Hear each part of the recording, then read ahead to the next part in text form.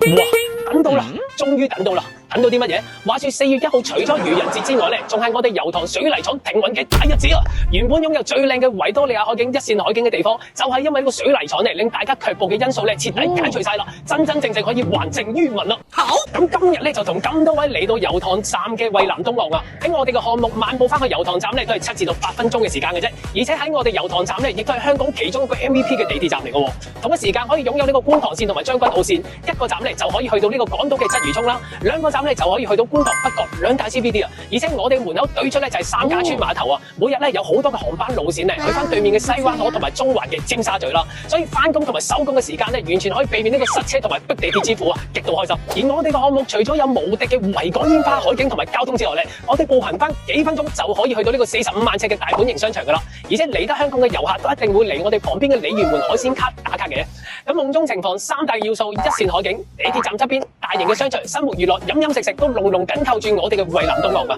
原本要令你有一絲疑慮嘅水泥廠，都會喺4月1號咧隆重地完成佢嘅歷史任務啦！請問有冇令到你對我哋嘅超級站油塘站產生翻呢個濃濃嘅興趣咧？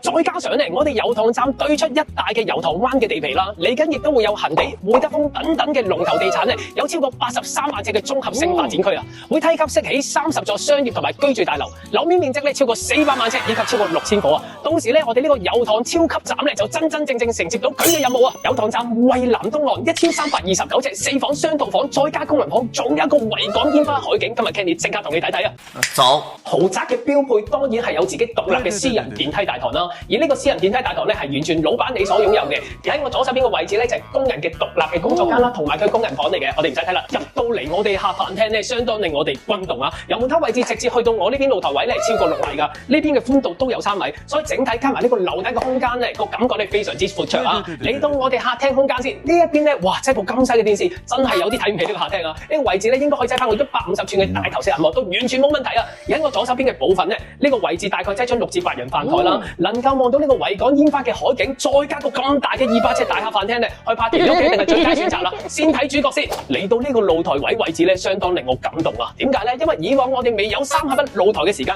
竟然呢度都可以做到個3.5米闊嘅大露台俾你，不過就唔係好夠深啊！不過我哋喺度整翻張吧台飲下嘢都係爽嘅。由左手邊嘅位置啦，我哋會見到維多利亞港嘅入水口嘅位置啦，以至南灣半島啊、柏架山啊、寶馬山、嘉亨灣，以至港島西，哇！整個香港嘅明信片煙花景一覽無遺啊！跟住嚟到我哋女士嘅小天地睇睇啦。不過咧，我相信買得個維港煙花景接近14尺嘅豪宅，最後呢度都係變咗工人小天地嘅。喺我左手邊位置啦，有一個工作露台，而呢個工作露台就通翻工人房嘅。有時工人買完餸咧，